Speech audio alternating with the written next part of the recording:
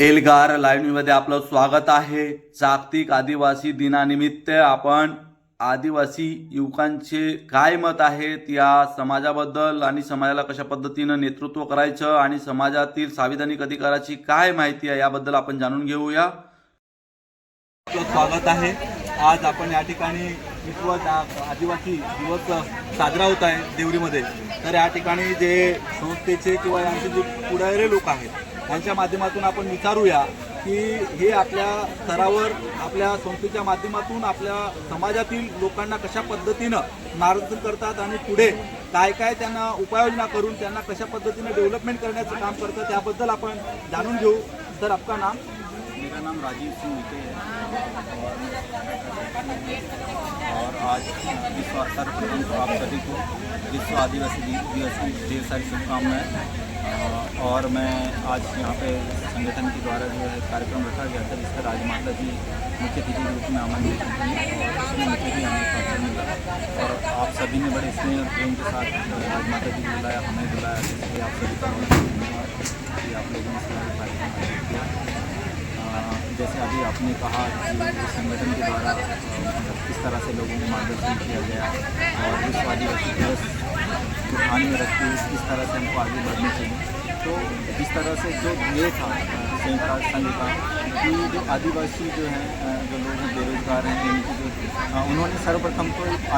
जो पहले हो रहा था 1994 के पहले कि आदिवासी की संस्कृति है, परंपराएं हैं, उनके जो रीति रिवाज हैं, उनके जो कानून हैं, उनको बहुत सारे देशों ने अडॉप्ट नहीं किया था। यहाँ तक कि हमारे भारत सरकार ने भी उस चीज़ों को अडॉप्ट नहीं किया था। हालांकि भारत सरकार ने जब हमारे जो संविधान निर्माण करते हैं उन्होंने सबसे ज़्यादा यदि कानून में प्राथमिकता दी गई है तो आदिवासियों को दी गई। भारतीय संविधान में उसकी बहुत सारे आर्टिकल हैं और अलग अलग तरह राज्य सरकारों ने अलग अलग जो है कानूनों के माध्यम से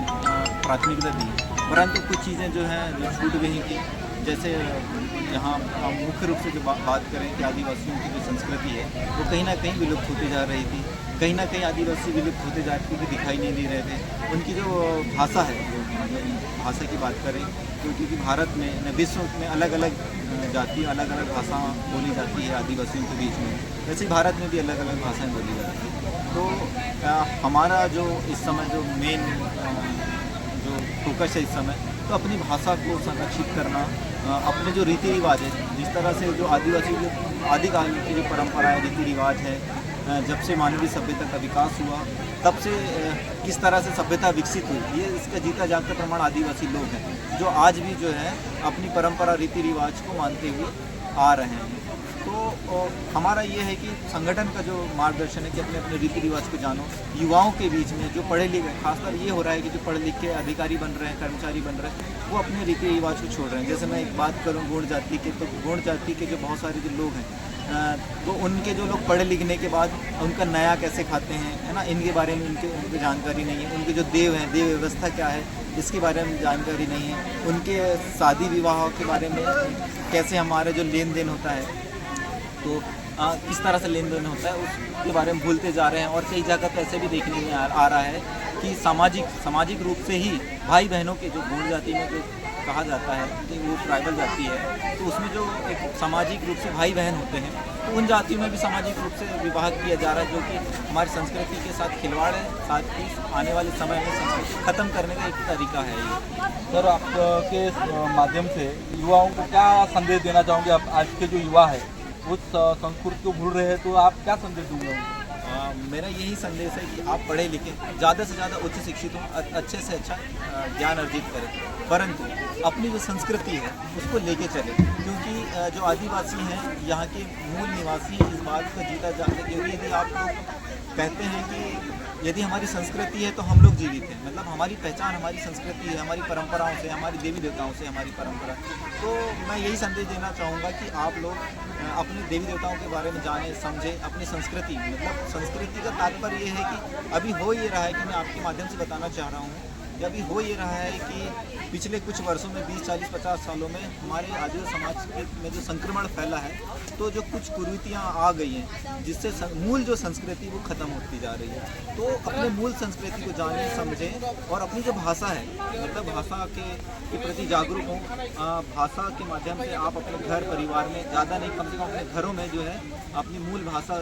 बोलने का प्रयास करें, आने वाली पीढ़ी को सिखाने का प्रयास करें। साथ ही मैं आपके माध्यम से सरकार से भी अवगत करवाना चाहूँगा कि जो गोंडी भाषा है भारत की सबसे प्राचीन भाषा में से एक है, तो उसके संरक्षण के लिए सरकारें जो है प्रयास करें।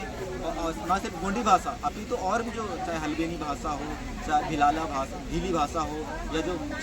महाराष्ट्र की जो भाषा है, जो प्राचीन जो यहाँ की जो जातियों के द्वारा बोली जाने वाली भाषा है, उनके संरक्षण के लिए व्यापक प्रयास करें। सरकारें जो है सरकार के माध्यम से स्कूलों में उनको ये किया जाए और जनजाति विभाग जो है वो अलग अलग बुकलेट बनाए वहाँ की संस्कृति के बारे में और उनके जो गीतों के बारे में उनको बना के लोगों तक फैलाएं। सर, अभी प्रेजेंट में अभी 8-15-20 दिन के पहले SC और ST का जो विभाजन है और उनको क्रिमिनल लाने के लिए सरकार ने जो किया थी, और जो ST समाज है ये उसको अलग अलग करके उनको क्रिमिनल का जो प्रोसेस लाई थी अभी चल रहा है, तो आपकी क्या राय है सर? एक्चुअली ये जो डिसीजन है सुप्रीम कोर्ट का है, सुप्रीम कोर्ट के जो जज हैं उन्होंने अपने तत्कालीन मतानुसार उस बात को दिए हैं, परंतु इस निर्णय कहीं ना कहीं समाज को दो भागों में विभाजित करने वाला निर्णय प्रतीत होता है। साथ ही एक बात उसमें ये निकल के आ रही है कि यदि कैटेगरी के अंदर कैटेगरी यदि विभाजित कर दिया जाएगा तो आज भी बहुत सारी जो जातियाँ, मैं गोंड जाति की बात करूँ या फिर और जो जातियाँ हैं उनकी जो जिसको सुप्रीम कोर्ट ने कहा है कि ये लोग अच्छे विकसित हो चुके हैं, परंतु मैं इसी क्षेत्र के जिस क्षेत्र में मतलब देश के अन्य हिस्से की बात करूँगा ही, इसी क्षेत्र में भी ऐसे बहुत सारे लोग हैं गोंड जाति के भी जिनको आज तक आरक्षण का लाभ ही नहीं मिला, आज भी गरीबी के नीचे अति दयनीय स्थिति में है। यदि कैटेगरी के अंदर कैटेगरी डिवाइड कर देंगे तो उन बच्चों को उन लोगों को आरक्षण का लाभ कैसे मिलेगा जिनको आज तक गरीबी, मतलब ऐसे भी लोग हैं जिनके पास खाने को अनाज नहीं है, ऐसे भी लोग हैं जो भूमिहीन हैं, जो उस जाति से बिलोंग करते हैं, तो उनको उसका लाभ फिर कैसे मिलेगा? क्योंकि ऑलरेडी मतलब जो आरक्षण जो है सिर्फ शासकीय कार्यों में और उसमें भी नौकरियों में इस तरह की व्यवस्था की गई है कि उसका जो लाभ है आदिवासी वर्ग को मिल नहीं रहा है, और उसमें भी जो है आप इस तरह का विभाजन करेंगे, एक समाज को विभाजित करेगा। दूसरी बात यह है कि वो ऑलरेडी कम है। यदि केंद्र की बात करूँ तो 7.5%, 7.5% में भी आप 3-4% कर देंगे तो उसमें इतनी सारी जातियाँ, और उसमें भी लोग कम हैं, उसमें भी बहुत कम लोग हैं जो ऊंचे पदों में गए हैं, और जो गरीब तबका है उसको उसका लाभ नहीं मिलेगा। तो ये सरासर जो है कहीं ना कहीं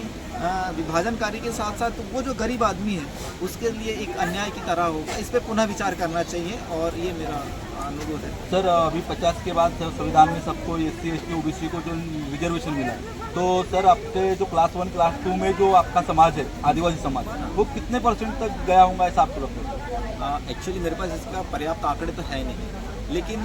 जब देखने को आता है तो बहुत कम। जैसे क्लास 1 अधिकारी यदि हम बात करें, आज भी बहुत सारे IIM जो इंस्टीट्यूट है वहाँ के जो प्रोफेसर आज भी नहीं है, कोई भी कुलपति नहीं है ना, कोई भी मुख्य सचिव यदि बात करें, कितने ही यदि गिन के यदि आप निकाल देंगे तो पूरे भारतवर्ष में राज्यों के जो मुख्य सचिव होते हैं या किसी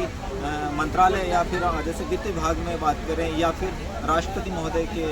सचिवालय में बात करें तो बहुत इक्का दुक्का ही लोग हैं। तो कहीं ना कहीं जो पर्याप्त प्रतिनिधित्व होना चाहिए, चाहे मंत्रालय की बात करें, राज्य सरकारों की बात करें या केंद्र में बात करें, तो जो प्रतिनिधित्व होना चाहिए वो पर्याप्त मात्रा में प्रतिनिधित्व नहीं है।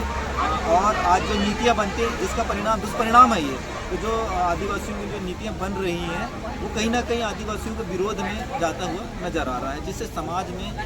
एक तरह के कुंठा और एक तरह डर का माहौल भी पैदा हो रहा है कि हमारे साथ क्या होगा, हमारे बच्चों के साथ क्या होगा, इस तरह की भावनाएं हैं। परंतु जो देश हमारा है और हम सबको मिलकर के देश को आगे बढ़ाना है, देश को मजबूत रखना है और देश की कानून व्यवस्था और देश की संवैधानिक व्यवस्था को मजबूत करना है। और इस तरह से हम